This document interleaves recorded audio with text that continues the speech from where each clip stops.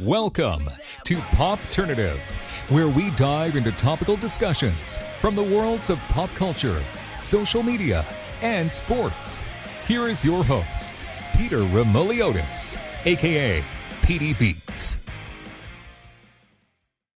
PD Beats here from Popternative, speaking to Sam Brooks about the Fear Street trilogy on Netflix. Played Arnie in Fear Street Part 2, 1978. Sam, welcome to Popternative, man. Pete, thank you so much for having me. It's an honor. I can't wait to dive in and see what we talk about. I am so excited to chat with you. I mean, it's one of those things too where, like horror movie, Netflix, Fear Street, based on the R.L. Stine movies, all right, cool. But the way it was kind of rolled out was a unique, really cool experience with the trilogy with the 3 films. What was it like kind of diving into that world and being part of that Fear Street trilogy, Sam? First of all, I think all the promotion for it and the way that they designed the release is genius. Yep. Yeah, I just think that was phenomenal. Diving into the role, I auditioned for 7 different roles from like all 3 movies combined, 7 different roles. Yep. And I auditioned for Arnie twice, and I think is because Lee came on and reworked it and just did her magic, did her thing, and then I got another months later for Arnie. And when I booked that, it was, period piece 1978. I had longer hair, like down to mid chest at that time. And I was like, oh, this is so perfect, man. I've always wanted to do a period piece in the 70s. Phenomenal. And I think what really got me in the zone was the set designers for that film. Yep. Just knockout. Everything was so on point. Yeah, but dude, can we talk about how good the soundtrack was? Oh, incredible. Like, I think I listened in all to movies.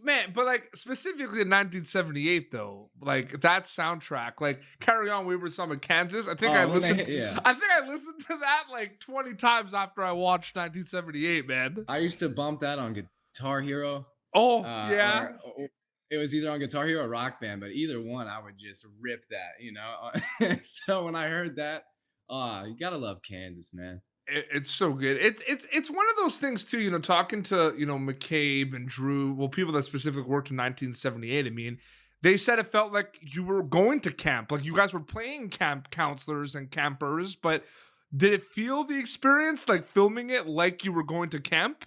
Oh, it took me back to the days, man. And well, we filmed it on this abandoned summer camp. It was like an abandoned camp in Atlanta. So cool. And the fact that all these cabins were still there and the lake was right there and you just saw the design of this camp. It was, everybody was there, the cast, the crew, all the featured extras, the extras. It was just so filled. Yeah. And it had spirit. There's kids from 10 to, however old, I'm 27. So like, however old we are, but there's just people from all different ages and it really felt like camp. Oh, absolutely. So, a lot happens. Now, listen, we're not going to dive into super big spoilers. We're going to dive into some things. So we're going to obviously I put the spoiler thing down there. So when people watch the video, right. But a lot of things happen, Fortunately, Arnie does not make it. But what an epic kill! It was the most honorary thing. So here's my question. It's funny because I've interviewed people from horror movies. I've interviewed people that have died on camera, like on screen. Right? Did your parents see 1978? Either of them haven't hit me up yet. I warned them that the first scene, I'm wondering what they think about just seeing Arnie just get freaking, you know what I mean? Yeah, well, I warned him that my intro scene is quite the banger, and oh my God. I think they steered away from it. I don't know if they want to see their little son, Oh, you were ready to deliver that line on Popternative, weren't you? That's how I've been warning people. I was just like, be warned.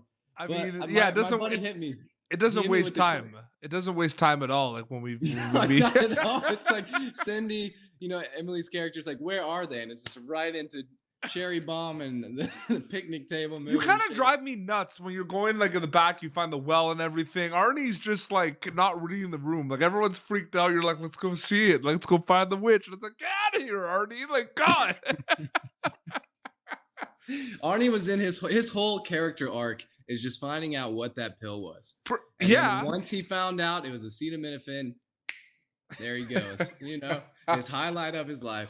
He was running through the Rolodex. Yeah. I mean, you're behind the scenes, your BTS shots of the makeup and everything and like the gash. I mean, that's pretty cool. I mean, how long did that all take in hair and makeup? Like all the kills, like for you specifically. Christopher, we were in the trailer for about 45 minutes. That's not too bad. And he had one extra pair of hands and he crushed it. I mean, it was just, I knew exactly what it's pretty detailed too, like the cut. It was incredible. Like came down here and it looked like deeper here, and then you could see like my skull without the blood. When moments in movies where there's situations where they just hit you hard and they kind of crush your soul. Yeah, there was a moment of this in Fear Street 1978, and I don't know if you caught the live with McCabe and Jeremy Ford, but like when Tommy gets possessed and he's killing everyone. That camper Jeremy with glasses, man. Oh, like that is one of the saddest. Mr. Slater. Yeah. It's like no, he's so innocent, and they're throwing eggs at him, and like, oh my God. Yeah, that one chick was like, "Why don't you fuck off, nerd?" Or like some like terrible line. I was like, dude, come on. And then McCabe, Tommy Slater, just I mean. That was my like. I got the most sad off that kill. Did you guys talk? Did you? Is that got like? I'm wondering because there's a lot of kills. I mean, Gary played by Drew that gets decapitated. Man, I love Drew, and watching him get decapitated was hard for me. And falling down the toilet, nonetheless. It's. I think Arnie's kill too was kind of like. That I'm gonna like I kind of saw it coming. Like I saw it coming a little bit, but then but like the decapitating of like because Drew like they're down like in the well. Just like oh shit. Yeah, you just see the body dead weight fall down the toilet. Arnie's character, it's the classic kid in every scary movie. He's like, that guy's gonna die. Oh, it's like the formula, right? It's like the horror movie formula, like the stoner kid, like the druggie, like the druggie. Hey man, what's going down? Let's look at the witch, man. Like your hair was a lot longer in the movie than it is now, right? Have you ever had your hair that long growing up? Or is like we're seeing right? Never. Okay, so you have to grow it. I grew it out because I was, I'm in the Southeast, so I grew it out, and I started in 2016 acting, and I just looked around at everybody's pictures on these talent management companies and whatnot, and they all had like the short comb over hair and looking good and whatnot. But I was like, well, what if I grow mine out? Maybe it'll put me in like this niche market, and everything I go out for, at least I'll look the part. And all I got to do is show them my chops, and like hopefully that can get me in the door. And it really worked out because I booked Stargirl. I was shooting Stargirl, DC CW Stargirl at the same time I was shooting Fear Street. And so like they just both kept the long hair. And I was like, you were in the last season of Stargirl, the new one. I was in the season 1. Yeah, you were. Yeah, I've interviewed a lot of people from that, like a lot. Like Trey Romano, Cameron Gilman, Hunter Sansone. I've interviewed a lot of people from that. Yeah. I love that show. Fantastic. Yeah, that whole crew was phenomenal. The whole cast was phenomenal. I'm sorry, man. What? I didn't even realize. Who are you in Stargirl? I watched that whole thing. Travis Thomas. I only got like 5 minutes of screen time, so I don't take any offense. Oh, so you were like okay, yeah. I felt bad for a second. I'm like, ugh. Like I was like one of Brainwaves Jr.'s little cronies. Yeah. Okay. Yeah. Okay. Yeah. Oh man, I got hit in the head with a tuba. That was okay. So Stargirl was like a pandemic show, right? That was a show that like was out right when like the pandemic hit, so everyone was watching it, kind of like with Outer Banks and Tiger King and everything. That feels like 10 years ago. Oh, it feels like ages ago. Ages. Yeah. I mean, even the fact that it was Fear Street felt ages ago. It was 2 years ago, but still, watching it back. I think Olivia Welch got casted for that like 2-3 years ago. Like even like she got casted for that for Fear Street. Like Olivia got casted for that for Fear Street a while ago. Yeah, that's wild. I think, yeah, I might have been one of the last cast When because did they you get shot casted 19 for it? Beginning of July 2019. Yeah, I think it was a bit before. Actually, she did another project on Amazon Prime called Panic. That Mhm. one, she like they announced the cast for that for a long time. Like they announced the cast for that in like 2017, Oh 2018. wow, and and it came out like recently. Yeah, it came out April. Okay, I'll have to check that out. Which is good. Oh, it's really good. But I mean, Fear Street. I mean, it's kind of funny because it's kind of interesting because we're talking about the kills and the gore and Fear Street has that, but Fear Street like low key Sam has what I really enjoy about horror movies is like you can't like you don't have to just like rely on like the gore, like the jump scares. Like there's a lot of things that happened in 1978 and happened in 1994 that like people say certain things to people or like look a certain way to people. Like it's like I'm like it's just kind of like what are you doing? Like why'd you say that? Or like Yeah, why are you going in that room? Like why are you acting weird all of a sudden? Like this guy knows something. You know what I mean? Like all that stuff, right? And it has that. Do you find that we're kind of transitioning now to like this new era of horror where like you don't need the traditional cheap pop scare, jump scares, and like to scare people? Like people are scary. yeah. I think the dialogue is Yeah. huge. Yep. The score obviously is a big part of scary movies, Yep. and I like because I've been seeing a lot of fans put together like side by sides Yep. of like same looks that a character shot in 1994 and it was like 1978 and 1666. Yes. So and Lee's a genius and she knows what she's doing to it down to a T. And I just am trying to picture like I going about that process because they shot all three in a row Mhm. and just making sure that they got all these similarities in the story, same shot, same kind of almost the same dialogue with these certain characters, Yeah. which is really really cool. I think A24 does a horror movie real well. Oh yeah. Um, like Hereditary, I didn't have there was no cheap jumps or any of that in Hereditary. That movie just rocked my soul. I was staring at that. I couldn't blink during that film. Are you a big horror movie fan? I used to be. I used to be. I kind of fell off the horror train. I don't really watch that many shows or movies, to be honest with you. I don't really Is that watch that. kind of like a bit of a misconception too? Because we see you in like fierce like actors are very busy people, especially even when they're not actually working. They're auditioning to get work, right? Like they're Right. like Yeah. like that's what The you do. Yeah, auditioning is the work. That is that's the what you work. And do. then the Yeah. vacation is when you book it and you get to play and have some fun. Do people I don't think people realize that. Like it's Uh, It, backwards it almost. it's nonstop. And there's I mean, from what I can tell, even some of the biggest names or up and coming names are still auditioning like crazy. Oh yeah. You know, Yeah, it's that someone said that recently on my show where like he showed up to an audition. He got it, but he showed up and he was like, I'm auditioning against these guys. Like he's like, I watched this movie that he was in with my daughter like 2 days ago. yeah. It was a big movie and I'm auditioning against it. He like I blew my mind. I was like, when I was on Stargirl, a lot of them are where I was helping him shoot auditions Yeah. when we had downtime. I was like, you guys are still auditioning? Aren't you like names at this point? Yeah. And then that was kind of like my naive eye opener where it was just like no matter you're gonna be auditioned. There's not like that A list anymore where there's still people and I feel like there's still directors and production companies that will cast the people that they love and the kind of like the same cast. Oh, But for the most absolutely. part, it's just still auditioning like crazy, which in a way is a lot of fun. I mean, it's a muscle for sure. I didn't think about that though. Like actually going to shoot it is like kind of like the vacation where like you kind of like you put all the work into it, like with auditions and script and everything, and it kind of paid off. That's interesting. But okay, so like the Fear Street trilogy, like all three movies are out. They released them week by week. The first one kind of came out 1994, July, like the first week of like July 2nd, Right. and people lost their minds. So basically, it was like Friday. So like come like Monday, Tuesday of that week, like after people were going crazy, right, about all the characters, right? Oh, Your movie was coming out that Friday, following all the mhm. craziness.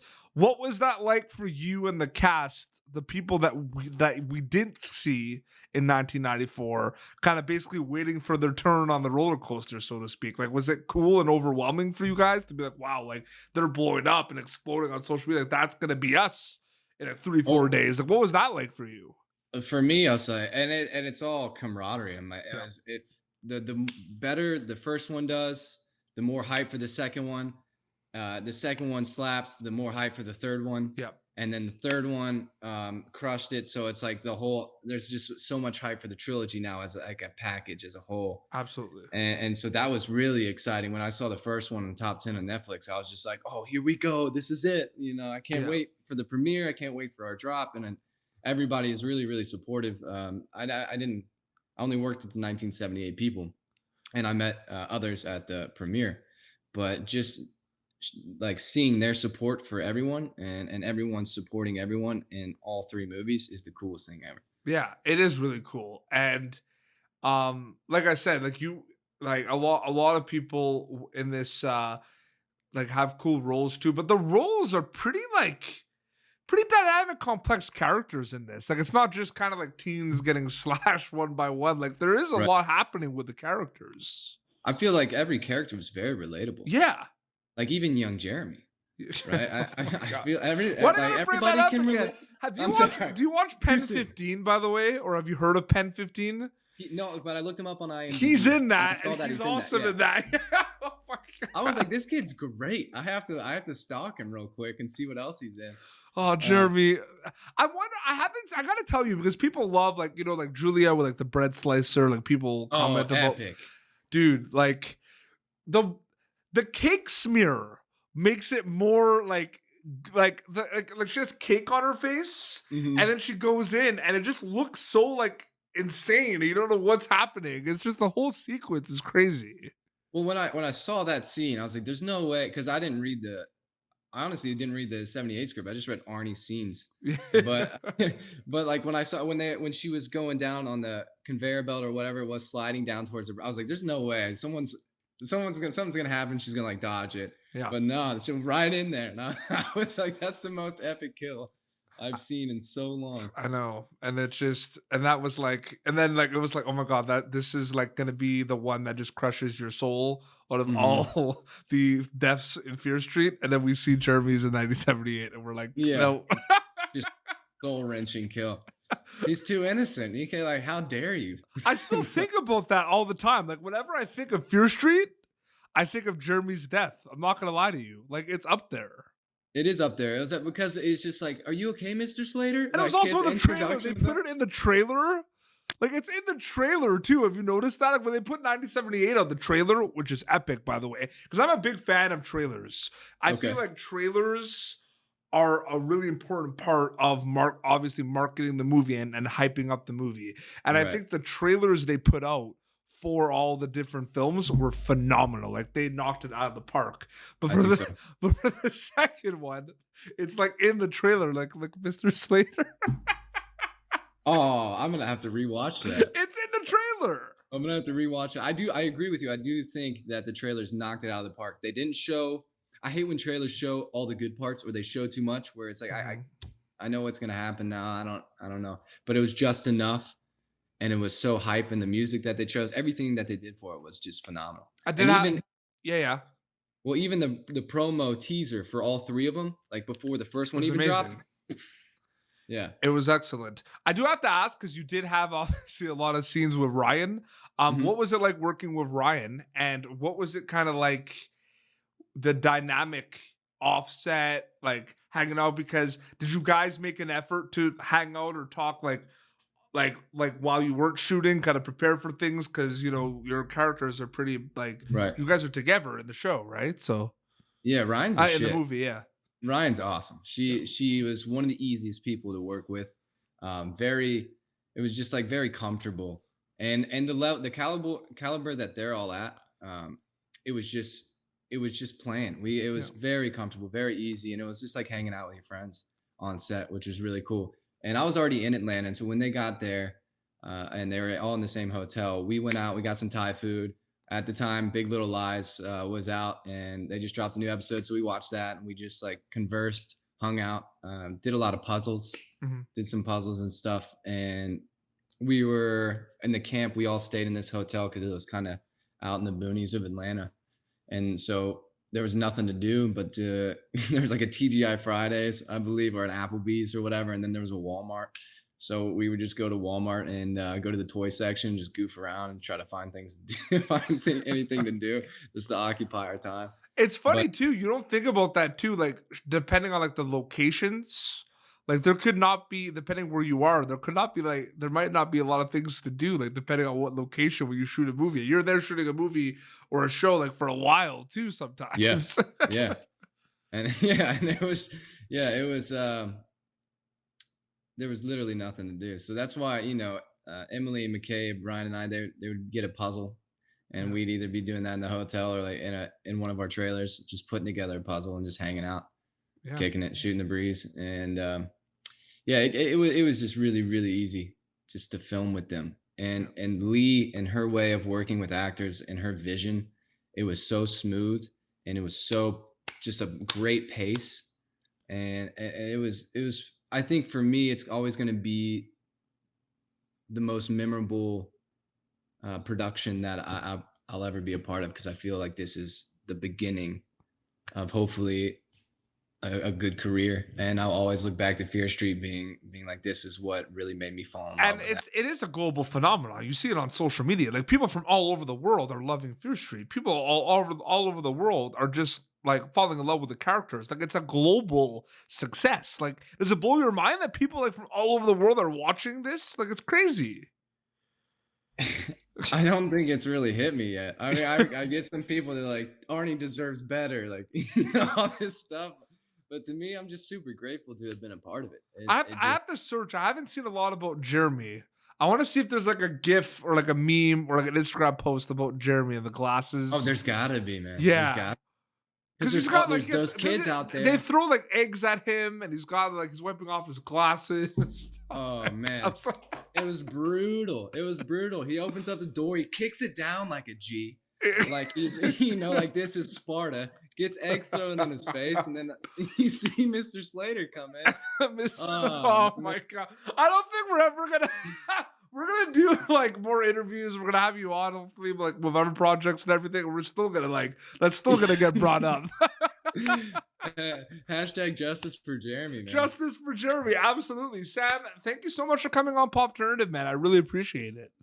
Pete, thank you so much for having me. I had a blast. Hopefully we get to chat again about other things and shoot the breeze. Absolutely. So all 3 movies are out on Netflix. If they have not seen it, they can watch it. But if they've seen it, they could also watch it again and again and again, because you're in it. You play Arnie. Arnie's awesome. Arnie's around. Sorry, that's my I had some chicken in the oven. It's going off. But I think we're no worries. Perfect timing. Where can people follow you on social media to keep up to date with everything? Yeah, you can follow me at Story of Sam Brooks. I just have an Instagram, so you guys can peep that, and I'll be appreciative of a follow or a like here and there. And everybody just keep on doing what you do. Amazing. This has been Popternative, youtube.com/Popternative for previous episodes. Until next time, this is Sam Brooks and Petey Beats signing off. Thank you for tuning in to Popternative. Make sure to check out our past episodes of Popternative on YouTube. Be sure to like Popternative on Facebook and follow us on Twitter. This has been an Autograph Communications production.